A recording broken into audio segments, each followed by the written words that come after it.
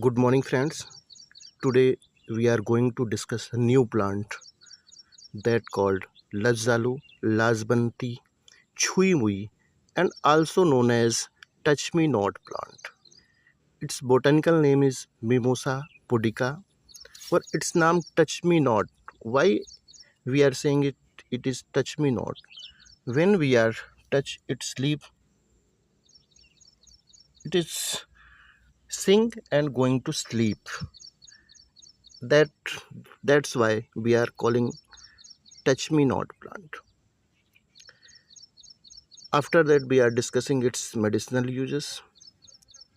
Its roots used for the treatment of snake bite, smallpox, leukoderma, fever, and urinary tract problem. And its leaves are also used for the treatment of